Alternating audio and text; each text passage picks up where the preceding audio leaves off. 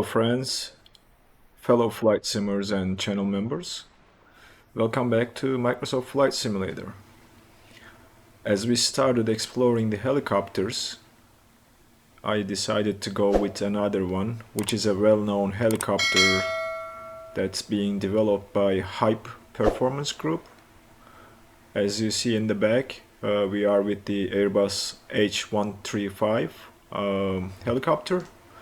And we are going to take a look at this aircraft. I have some videos about this aircraft when it first released through its beta stages, but I think a lot has changed about this aircraft in the past months.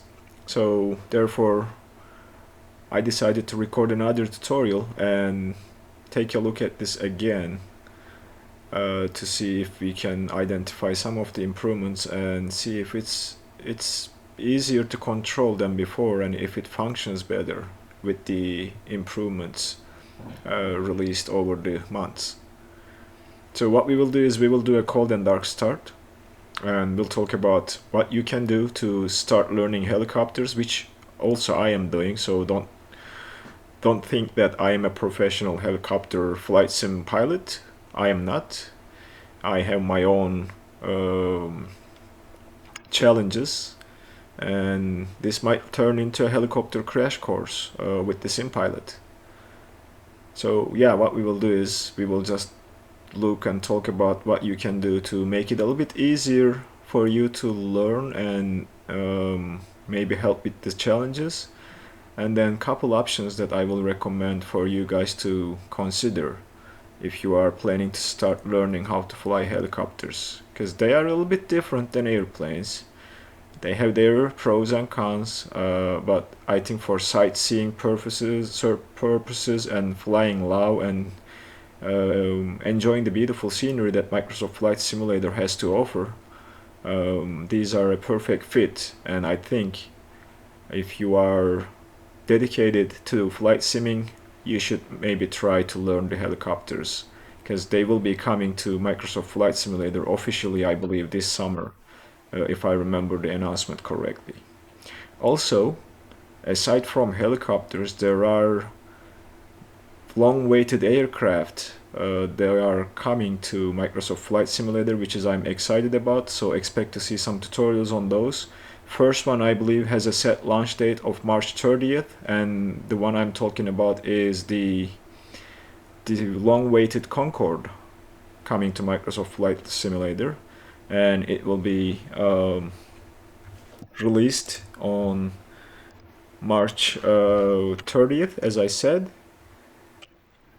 Following that, we should expect to see PMDG 737 shortly, and then Wing 42 is going to release their Boeing 247D, which is a very retro, old school airliner. If you want to experience the life of a pilot back in 1930s 40s, that aircraft might be for you, and it is going to be a good one.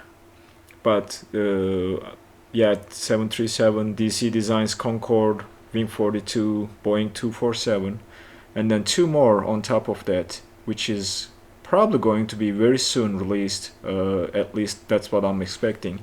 The Just Flight's 146 Professional, and then the MD-80, Mad Dog 80.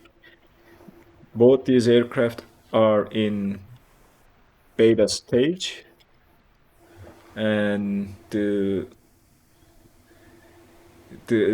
expectation is to start seeing them by mid-April, and hopefully not before too long.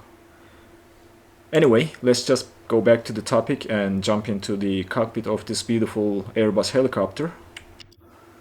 As you see, we are in a cold and dark start. We have a small tablet here that controls the doors and all the other functions.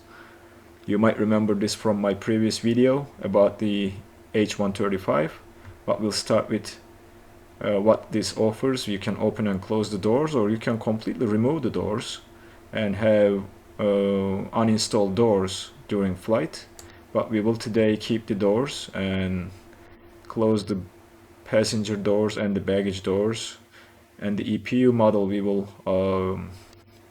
remove it. It's a visible external power unit, and the rotor brake is an option that I haven't seen before. I think your parking brake controls this, and as you see the shadow, it moves, and if I go outside you should be able to see it as I press the parking brake button on my joystick. Well, there was a shadow that, oh, there it is, it's inside. Okay, let me just jump inside and show you guys. See that? That's the rotor brake. Okay, I don't know if you will need this. This is used to slow the rotor, but we will remove this for now because I haven't played with it a lot to know its functions, so therefore we will leave it alone for now. Next up, how do we start this aircraft? Well, like all aircraft, you have a battery switch down there, and we have a co-pilot. I don't know what I should name him, but he's sitting there doing nothing aside from enjoying the scenery. By the way, we are in Zhuhai Jinwan Airport, close to Macau in China, on China's Guangdong province, far side of Asia, I believe. I have never visited Asia during my videos, so this is the first one I believe that I am in Asia, and I picked this location because it has a beautiful city view when you take off, and there is not too many stuff around the airport, which makes it easier to record a tutorial and learn a helicopter. So as you see, the rotor brake is removed after I selected that I realized right now. But let's keep going. So the battery master is here. You turned it to on. This will power the systems, and the screens will come to life. Avionics is turned off at the moment. We see some warning lights up top here. Battery discharge, oil pressure, autopilot. And on the tablet, you might see a warning saying your collective is not detected, or a red warning. To remove that, you have to move your throttle. And if you see here, it says AP in-up, and that message is for that. And AFCS disengage. So remove this. To remove this, you have to click here once and then twice, and then make AP inactive, and all those lights will go. So you have to manually engage autopilot. The other way of doing it is, let me just show here. These switches are turned off by default and AP is in-up. So this is the easy way, and then the realistic way is to extinguish these switches by pressing them one by one, and it will do the same thing. Okay. Alright, next up, we need to get our fuel primer for both engines turned on, and we will also turn on our position lights and anti-collision lights, and potentially, yes, that's it. We will turn the strobe and landing lights on when we are getting ready to take off. Instrument lights will stay off until the engines are started. They will drain a lot of battery, and the generator switches are on by default, and there is a light back there too. So if you happen to see battery discharge warning on the screen or the warning display, most likely your generator switches are off and you need to come here and turn them on. Okay, so that's done. We will start the left engine first. You use your scroll wheel on your mouse to move the switch to the middle position. This is a 3-position switch, down, middle and up. First, to start, you will move it to the middle position. Start will be displayed on the engine parameters page. You'll start to read some engine oil temperature increasing for the left engine, and then the blades will start turning around 7% M1, and you will start to read the hydraulic pressure for the left engine. Engines are started one by one. That is the change. They used to start together, and I will cheat and press my B key to set the barometric pressure. while I'm here. Alright, and the engine should stabilize around, I believe, 48, 49, or maybe more. I can't remember the exact number, but it should stabilize and say idle here, and then you will see all the T's and P's moving into green or normal conditions right here, as you see. And this means we can start the right engine. Same thing, use the scroll wheel to move it to the middle position, and then start will be displayed here because the starter is now engaged. The batteries are still discharging because engine generator is not online yet for the right engine. When the right engine is idling, this should go away. Again, wait for M1 to stabilize at 56. I was wrong, it was not 46, 48, it was 56. And we will wait for the engine to stabilize and start to display idle like the left engine. It's gonna be a while, but not for too long. As you see now, the fuel is introduced and you will see the turbine spooling faster and the T's and P's started to increase. If we get closer, you will see the engine temperature, oil temperature, and the pressures increasing now. And finally our right engine is also idling. At this point we'll go to the overhead, we'll turn off the primers, and we'll turn on the fuel forward and aft fuel pumps. You can turn on air conditioning, I don't know if it does anything, and we can turn on our avionics now, and we can turn our PAX lights, and the emergency exit lights we can arm those. These two, now I'm not sure, but this is the DC plugs. I'm assuming these are the DC plugs at the back for the passengers, and then the inverter will turn it to on to generate DC power from AC. So that's pretty much how you start the aircraft. Let's take a look at our options on these displays here. You can have the both information on either display, same information.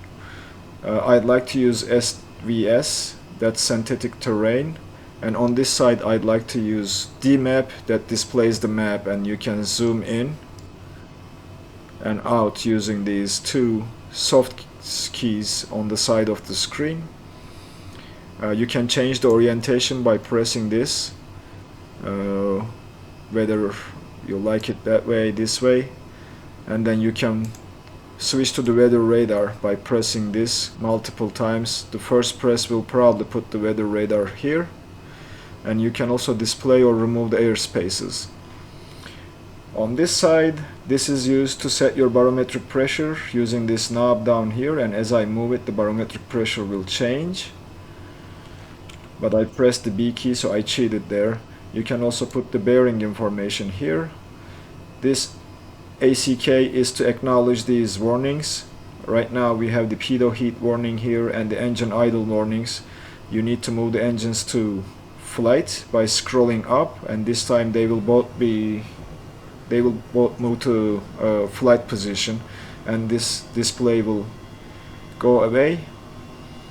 And if we turn the pitot heat on, which is early because we are not taking off just yet and we don't want to melt our pitot tubes, but that warning will not be displayed anymore, or it will be removed from the warnings page, and you can acknowledge the rest by pressing this, and then they will not be highlighted anymore. CPL is to use to couple the autopilot, as you see here, and decouple is taking it off. Hover is auto hover, or hover is this green dot that helps you hover, which displays your flight attitude up to a certain indicated airspeed, which I believe is around 25-30 knots. You will see this dot disappearing, and the SVS switches between the synthetic terrain and the horizontal or artificial terrain. You can put your bearing information. As I said, you have the clock option here to display the UTC clock and the local time, and that's about it for the screen. Same things can be found here You have an EFB if you want to see some quick reference and procedures about this aircraft, and I haven't set this up, but you can connect to online data. VMS displays your engine and instruments and the statistics about the aircraft. Navigation display, as the name suggests, it's your navigation display. And then FMD is the flight management display. Let's go to engine instruments displays, and that's about it. I don't think there are any other functions around here, but yeah. So the next step is the options on the tablet. When you are learning how to fly a helicopter, I highly recommend you to start with the basic mode and not do the advanced, because it's much more harder to control. Also, select the clear skies weather preset to reduce the effects of the wind on the aircraft. I have live weather today because I think I pretty much figured out the basic mode, and we will go ahead and take off and discuss what you need to do. So I'm gonna turn on my track AR for a little bit, like so. I just like to point, this is your collective, this is the cyclic, and those are your torque pedals, or anti-torque pedals rather, which will counter the torque generated by the engine in the advanced mode. Basic mode, you don't have to touch the pedals at all. Alright, we are ready to take off now. All the systems are turned on, there are no warnings on our screen. We are idling around 11 torque or 11% torque. And what we will do is, the AP is engaged, but you can use GTC to hover when you are off the ground. But what we will do is, because we are using the basic, it's fairly simple to control the aircraft, because you don't need to use the anti-torque pedals, as I mentioned multiple times. We will keep adding collective up until 48, 49, and you should see the aircraft lifting off the ground when we reach 49, 48. Oh, now we are off the ground. We will gain some more altitude, and you have to make very little movements. Just look at my collective and see how much I am moving it to keep her in a hover mode. You can also engage the GTC, and this will just help you with hovering and match the magenta dot so that the aircraft is stable and hovering off the ground without too much help. Although it landed, I'm gonna add more throttle to see if it is going to help with that, but looks like there is something wrong with that mode, so let's just not worry about it. Okay, we will hover like this, and you will see how much above the ground we are from outside. What you need to try is to move little movements, make middle movements, and keep the green dot in the middle, and that is your hover mode. You can also control how much off the ground you are, and turn off the AP. Oh, yep, now we started to control the aircraft ourselves, and as I said, very little movement. Sorry about that, I didn't realize the AP was engaged, but this is how you control her in the basic mode. Fairly easy, very small movements, and you are hovering without too much effort. And let's go down to the ground, and let's take a look at the advanced mode. So switch to advanced by pressing 1, that's this purple-ish color, and then we will do the same thing and increase our collective to 49, 49, 50-ish, and see what we need to do. As you see, the aircraft's nose is turning to the right. That's due to the torque generated by the engine, and we need to use our anti-torque pedals to counter that. So I'm just applying some left pedal to see if it will be enough to compensate for the torque generated by the engine, and now we are off the ground. And as you see, it's more touchy in the advanced mode, and it requires more movement to stay in the middle. Again, you need to practice this, and maybe without trying to going anywhere, you need to try to hover and make sure you can control the aircraft. And also, like the mistake I did here, do not make big movements, because that will cause you to lift off the ground and you will have a very hard time controlling the aircraft. So we will come back to ground, switch to basic mode and do a takeoff. Just wanted to share what advanced looks like as opposed to the basic. So I'm adding collective again up to 48, 49, and off the ground we are, and we are hovering to the left, so some little movement to keep the dot in the center. And I'm using my anti-torque pedals to turn the nose towards the runway. So when you do so, make sure you just pitch forward a little bit to gain some speed so that you can start moving towards the runway, but don't overdo it, because if you gain too much speed, you might not be able to stay on the ground, and the aircraft will convert that speed to altitude and start climbing.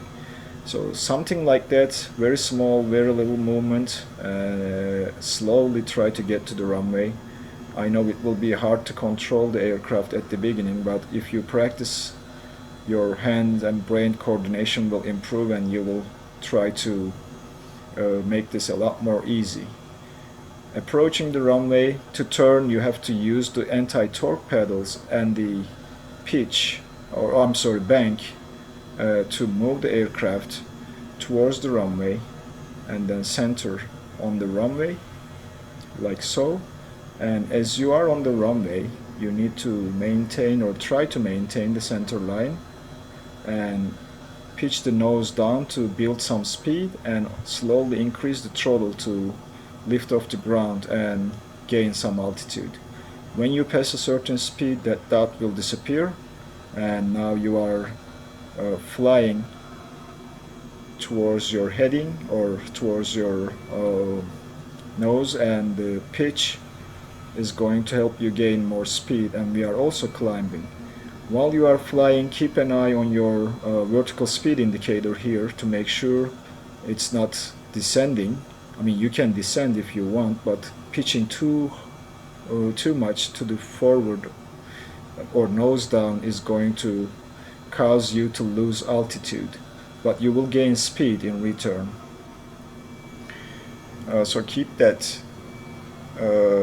in the middle, or stay around 700-800 feet per minute, and control your collective by adding more if you want to clear the obstacles in front of you. So we will go ahead and climb a little bit. Do not exceed that red line on the engine parameters. This will cause your engines to over torque, and that's something you don't want in a helicopter. That's bad juju. You can also set your altitude like I'm doing right now, and use the autopilot to navigate around if you want to. Okay, that's too much pitch, but we have enough altitude, so we will gain some speed now and stay around 57, 56 torque, and pitch the nose to build up some speed, and keep an eye on the vertical speed indicator to make it stay in the middle so that we are not gaining or losing altitude. Just like that, you need to be aware and control that. And from here on, it's just pretty similar to flying an airplane. To turn right or left, you need to bank, and the more you bank, the sharper the turn is, but you might end up losing altitude because of the reduced lift generated by the rotors.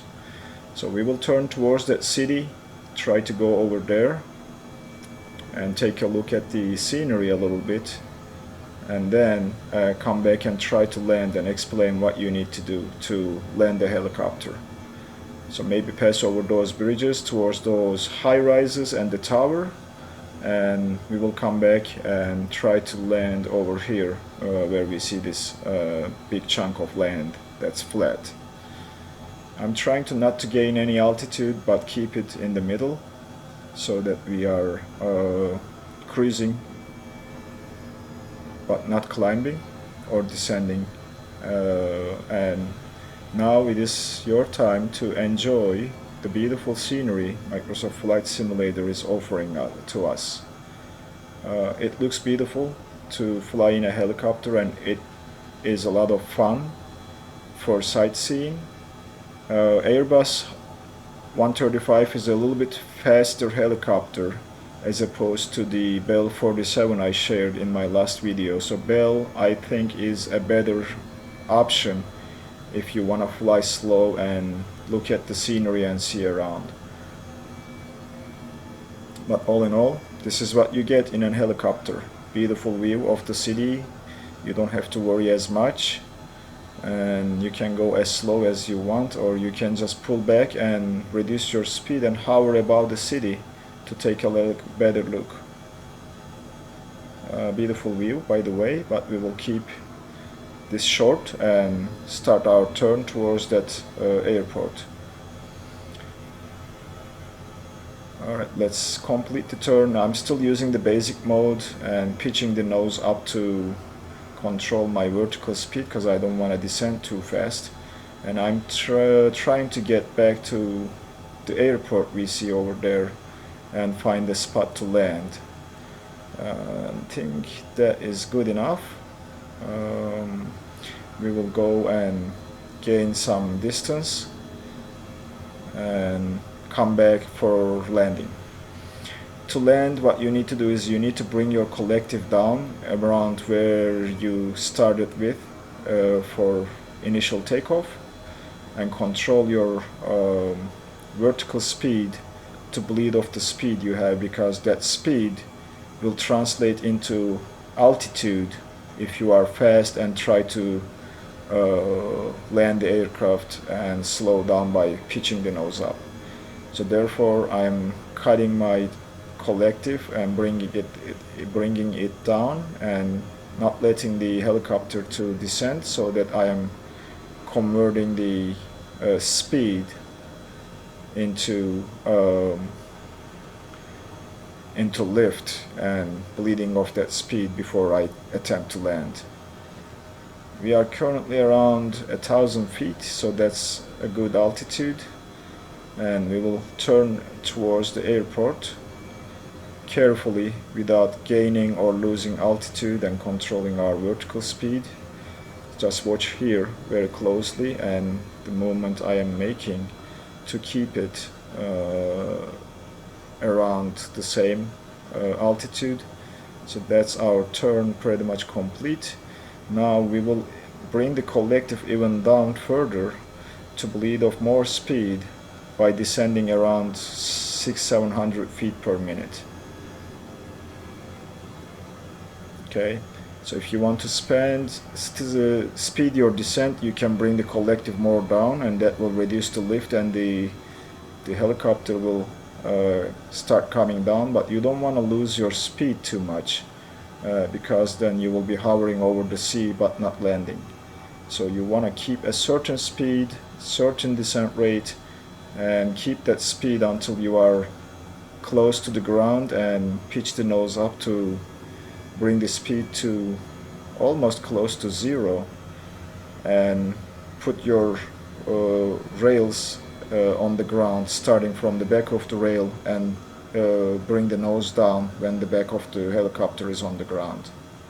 So that's the way I figured to land the helicopters, and it works easy for me, and I can land without any problems. Sorry about these stutters, I'm not sure what's happening with my GPU, but I have to check it out after the recording. So as you see, we are coming down nicely with a certain speed and certain vertical speed.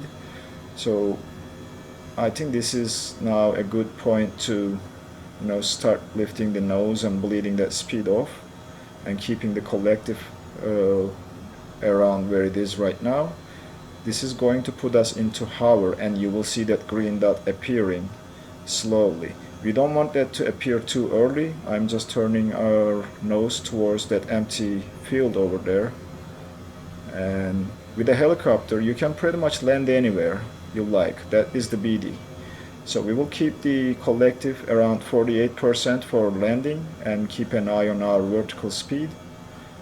And our flight attitude. So we are aiming for the center when it comes to that green dot, and I'm making very little movement to get it to the center, and as you see, the helicopter is slowly descending onto the ground. As you get close, you will add a little bit more collective to ease the land, and you'll pitch the nose up and put her down gently.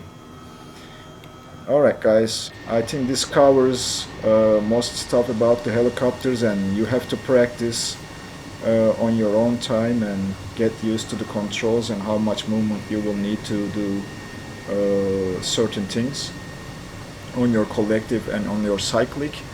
But I think if you practice, you can get a hang of it and become a helicopter pilot in Microsoft Flight Simulator. I hope you guys enjoyed the video. I had some issues, so maybe you will see some things repeated. Apologies for that, but I just wanted to make sure I am covering enough ground to show you or share what you need to do to learn how to fly a helicopter. Again, thanks for being here today during this video, and if you stumbled upon this video, please hit that subscribe button to get notified for future videos and turn on the bell, and this supports the channel a lot, and I appreciate each one of you and continuous support so far, and this will make me keep going and think about more videos to record and share my knowledge with you guys. Again, as I said, thank you so many times, and I will be seeing you in the next video.